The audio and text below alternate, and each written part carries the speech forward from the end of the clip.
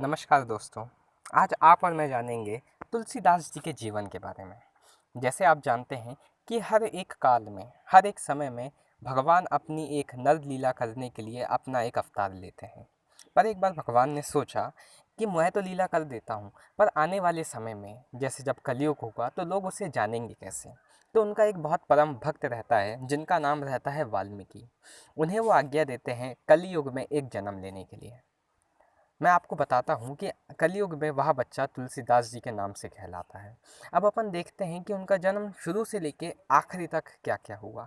तुलसीदास जी एक छोटे से गांव राजापुर नाम, जो प्रयागराज के पास में था, वहाँ उनका जन्म हुआ। उनके पिता का नाम आत्माराम और उनकी माता श्री का नाम हुलसी दुबे था। अब जब उनका जन्म हुआ तो मैं आपको बताना चाहूँगा बहुत ही विचित्र चीज़ें हुई। जैसे एक नॉर्मल बच्चा जो रहता है वो 9 महीने का होता है, पर उन्हें जन्म लेने में पूरे पूरे 12 महीने लगाए। उसके बाद में जब उनका जन्म हुआ तो वो रोए नहीं। उनके पूरे के पूरे 32 दांत थे और जो उन्होंने पहला शब्द अपने मुख से निकाला वो था राम। अब उनके घर वालों को ऐसा लगा कि कहीं ना कहीं ये कोई राक्षस का रूप है, तो 3 दिन तक इसे देख लेते हैं। अगर यह जीवित रहता है तो फिर सोचेंगे कि क्या करेंगे। 3 दिन तक वो बच्चा जीवित रह जाता है तो उसे मारने का एक निर्णय ले लिया जाता है। पर माँ का प्यार होता है। हुलसी देवी जी जो होती है उनकी एक दासी होती है चुनिया। तो हुलसी जी चुनिया को वह बच्चा सौंप देती है और बोलती है कि तू अपने सास ससुर के पास में ले जा इस बालक को और इसे पाल। अब अपनी माता का कहा मानकर चुनिया उसको अपने सास ससुर के घर ले जा लेती है और वहाँ उसे अच्छे से खुशी से पालने लगती है। लगभग 5 साल तक वह बच्चा उस दासी के घर में रहता है और उसके बाद में वह दासी की मृत्यु हो जाती है। अब जब उसके सास ससुर वापस से इसके पिताश्री के पास पहुंचाते हैं कि आपका बेटे को अब आप ले जाइए, तो उसके पिताश्री फिर से मना कर देते हैं। वो बोलते हैं कि जो पैदा होते से माँ को निकल गया, जो अपनी दासी को निकल गया, उस राक्षस को मैं अपने पास नहीं रख सकता। बहुत सारे लोगों ने उसके पिता को समझाया कि आप इसे ला लीजिए, पर वो नहीं माने। तो लोगों ने उनको श्राप दे दिए और वो वहाँ से चले गए। अब यह सारी चीज़ें देख के पार्वती जो माता होती है उनको देख के बहुत ही बुरा लगता है। तो वो एक अम्मा का रूप धारण करके उनको खाना खिलाने के लिए आती रहती है। ऐसा ही कुछ समय बीतता है। फिर वहाँ शिव जी के एक भक्त श्री नरहर जी उनको उनके पास आते हैं, उनको मिलते हैं, उनको सिखाते हैं और अब जाके उनका नाम होता है राम भोला। जो पहला नाम इतने साल बाद वो बच्चे को मिलता है, उसका नाम सबसे पहला उसको मिलता है राम भोला। अब राम भोला के साथ श्री नरहर जी अपनी शिक्षा चालू कर देते हैं। अब उनका दिमाग इतना अच्छा रहता है कि एक बार सुनने पर ही उनको चीज़ें कंठस्थ हो जाती हैं। जैसे आगे उन लोग बहुत समय बिताते हैं और सीधे चले जाते हैं काशी। काशी काशी लौटते हैं, उन्हें रामलीला का ज्ञान होता है, पूरे रामचरितमानस का, रामायण की हर एक चीज़ों का उनको नॉलेज उनके गुरु जी देते हैं। फिर कुछ समय बाद उनको लौकिक वासनाएं जाग जाती हैं। वो सोचते हैं कि मेरे घर वाले कैसे होंगे, मेरे पिताश्री कैसे होंगे। तो वो वापस जो उनका गांव रहता है राजापुर, वहाँ पे आ जाते हैं। अब जब उनको आके पता चलता है कि वो श्राप जो कुन लोगों ने उनके पिताश्री को दिया था, उसके चलते उनके वंश में कोई नहीं बचता। पर फिर भी वहाँ राजापुर के गांव में जब वो बताते हैं कि मैं इनका इनका पुत्र हूँ, तो वहाँ पे उनको रहने की अनुमति दे दी जाती है। अब वो वहीं पे रहते हैं, वहीं पे लोगों को रामायण जी का पाठ बताते हैं और एक अच्छा जीवन बिताते रहते हैं। कुछ समय बाद वहाँ पे एक व्यक्ति आता है, उसकी बेटी बहुत सुंदर होती है, तो उसकी शादी वो राम भोला जी से करवा देता है। अब जैसा मैंने आपको बताया, वह उनकी बेटी जो मतलब अब राम भोला जी की पत्नी थी, वो वह बहुत ही सुंदर रहती है। तो वो अपनी पत्नी से बहुत ही ज़्यादा प्रेम करने लगते हैं। वो उन्हीं के मोह में फंसे रहते हैं, चौबीसों घंटे उन्हीं के साथ रहते हैं, कोई काम व्यक्ति नहीं करते। जो रामायण का गुणगान करते थे वो भी उन्होंने अब बंद कर दिया था। इसे देखकर उनकी पत्नी परेशान हो जाती है। वो कई बार बोलती है कि मुझे अपने मायके जाने दीजिए, तो भी वह राम भोला जी उन्हें मना कर देते हैं। एक बार वो बिन बताए अपने भाई के साथ अपने मायके चले जाती है। जब तुलसीदास जी को यह चीज़ पता चलती है जो अभी राम भोला है, तो वो बिना किसी समय गवाए सीधे के सीधे उनके मायके चले जाते हैं। अब पहुँचते पहुँचते रात हो जाती है। रात के 2-3 बजे वो उनके घर पहुँचते हैं, गेट ठकठकाते हैं और बोलते हैं कि मैं आया हूँ। तो जब उनकी पत्नी गेट खोलती है तो वो बस एक सेंटेंस बोलती है, एक लाइन बोलती है, जहाँ से तुलसीदास जी की कहानी चालू होती है। और वो लाइन होती है कि जितना प्रेम आपको एक मास से है, अगर इतना आपको नारायण से होता तो आपकी ज़िंदगी बन जाती। जैसे ही वो यहाँ सुनते हैं, वो वहाँ से चल देते हैं। उनकी पत्नी को भी समझ में आ जाता है कि अब ये कभी वापस नहीं आएंगे। अब इसके बाद में जब वो वहाँ वापस जाते हैं, उनको समझ में नहीं आता कि वो क्या करें। वो कुछ समय बैठते हैं और उनको एक अंदर से बात आती है कि मैं काशी जाऊँगा। वो काशी जाते हैं। काशी जाते जाते वो बहुत सारे लोगों से मिलते हैं। सबसे पहले वो मिलते हैं काकभूषणी जी से। इनका एक बहुत ही बड़ा नाम है रामायण में। इसके बाद में वो काशी में अपने बस जाते हैं। अब जब वो नॉर्मल नित्य कर्म जो एक व्यक्ति करता है वो करने जाते हैं, तो जो पानी बच जाता था वो एक पौधे में डालते थे। अब उस पौधे में एक भूत रहता था। वो भूत उस पवित्र पानी से हो के वो एक देव बन जाता है। जब वो आखिरी समय उसका जाने को आता है तो वो एक वरदान देता है राम भोला जी को कि मांगो आपको क्या मांगना है। तो राम भोला जी उनसे मांगते हैं कि मुझे राम जी से मिलना है।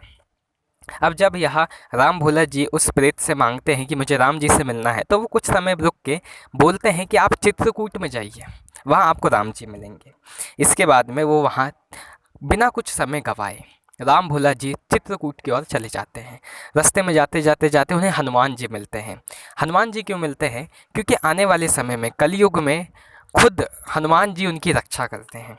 अब जब वो चित्रकूट पहुंचते हैं तो राम जी सबसे पहले तो एक रथ के सामने से, दोनों भाई लक्ष्मण और राम जी उनके सामने से जानते हैं, पर वो पहचान नहीं पाते उनको। फिर हनुमान जी आके उनको बताते हैं कि ये राम और लक्ष्मण गए, तो उन्हें बहुत बुरा लगता है। इसके बाद में वहाँ तुलसी जी चंदन बेचने का काम चालू करते हैं, चंदन लगाने का काम चालू करते हैं। तो राम जी और लक्ष्मण जी दोनों भाई चंदन लगवाने आते हैं राम भोला के पास। अब जब यह सारी चीज़ें होती हैं तो हनुमान जी को लगता है कि ये फिर ना पहचान पाए, तो हनुमान जी आते हैं तोते का रूप धारण करके और बताते हैं राम भोला को कि ये जो चंदन लगवाने आए हैं यही श्री राम है। अब जब उनको पता चलता है, जब वह पहचान जाते हैं, तो उनको ना कुछ बोलते बनता है ना कुछ करते बनता है। वो अपने सारे काम वगैरह भूल जाते हैं और इसी प्रकार पहला बार उनसे भेंट होती है राम जी से। उसके बाद में कुछ समय बीतता है, वो वहाँ बहुत सारे लोगों से मिलते हैं, जैसे सूरदास जी से मिलते हैं और वहीं की वहीं अपनी काव्य रचना चालू कर देते हैं। अब वो बहुत ही विद्वान रहते हैं, बहुत ही कहीं ना कहीं एक अंतर्यामी व्यक्ति रहते हैं, पर वो जैसे ही जो भी रचना करते हैं, जो भी चीज़ें वो लिखते हैं संस्कृत में, तो जिस दिन लिखते हैं उस रात को वहाँ नहीं मिलती। ऐसा लगभग 7 दिन होता है। तो 8वें दिन उनके सपने में शिव जी आते हैं और शिव जी बोलते हैं कि तू संस्कृत में मत लिख, तू अपनी मातृभाषा में लिख, तू हिंदी में लिख और इस चीज़ को पूरे जग जाहिर करने के लिए मेहनत करना चालू कर दें। जैसे ही उनको यह संदेश शिव जी से मिलता है, तो वो बिना कुछ समय गवाए उनकी भाषा में अयोध्या चले जाते हैं। अयोध्या जाते हैं, वहाँ एक कुटिया लेते हैं और वहाँ पे रामायण लिखना चालू कर देते हैं। अब जब वो रामायण लिखना चालू करते हैं तो लगभग 2 साल 7 महीने और 26 दिन होते हैं।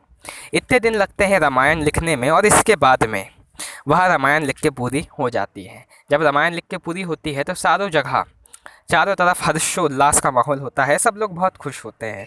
इसके बाद में आपको मैं बताना चाहूँगा कि बहुत नाम होता है तुलसीदास जी का और इसी के कारण राम भोला का नाम तुलसीदास हो जाता है।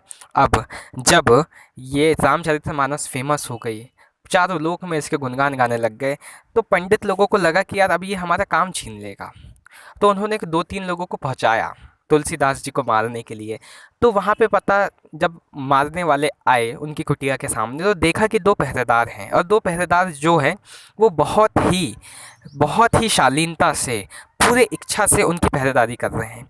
अब जब पूरा दिन बीत जाता है और वो जो मारने वाले आते हैं डाकू, वो देखते हैं कि इतने अच्छे से पहरेदारी कर रहा है, तो उनका मन पलट जाता है और वो तुलसीदास जी से माफ़ी मांगते हैं कि आपने जो 2 पहरेदार लगवा के रखे हैं वो बहुत ही अच्छे हैं और मैं उनको देख के खुश हो गया। तो तब तुलसीदास जी को समझ में आता है कि वो जो 2 पहरेदार थे वो स्वयं और राम और लक्ष्मण जी थे जो उनकी पहरेदारी करते थे। अब इसके बाद में क्या होता है, कुछ समय बीतता है और उनका बहुत ही यश होता है, बहुत ही नाम होता है। उसके बाद में मैं आपको बताना चाहूँगा कि वो बहुत सारे दानवों को पहुँचाते हैं तुलसीदास जी को मारने के लिए, पर जैसे मैंने पहले बताया स्वयं हनुमान जी उनकी रक्षा करने के लिए होते हैं, तो उनका बाल भी बांका नहीं होता। इसके बाद में एक बार रामायण की परिभाषा जानने के लिए एक मंदिर रहता है उस गांव में। तो सबसे पहले वह वेद रखते हैं, शास्त्र रखते हैं, पुराण रखते हैं और रामचरितमानस रखते हैं और पूछते हैं कि ये चारों में से सबसे बड़ा कौन है। वहाँ के पंडित लोग जवाब देते हैं कि सबसे पहले आता है वेद, वेदों के बाद में आता है शास्त्र, शास्त्र के बाद में आता है पुराण और पुराण के बाद में आता है रामचरितमानस। ऐसा कहकर वो सब वहाँ से चले जाते हैं। पर जब अगली सुबह मंदिर खुलता है तो वो पाते हैं कि सबसे ऊपर रामचरितमानस रखी है, उसके बाद सारी चीज़ें आती हैं। मतलब कि ये कहीं ना कहीं ये कहना था कि सबसे ऊपर जो एक ग्रंथ है, चाहे वो वेद, शास्त्र और पुराण ही क्यों ना हो, उससे भयंकर रामचरितमानस होता है।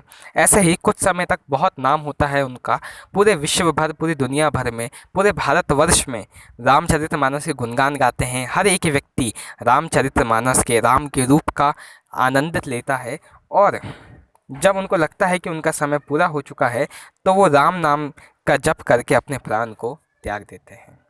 कुछ इस प्रकार होती है तुलसीदास जी की कहानी।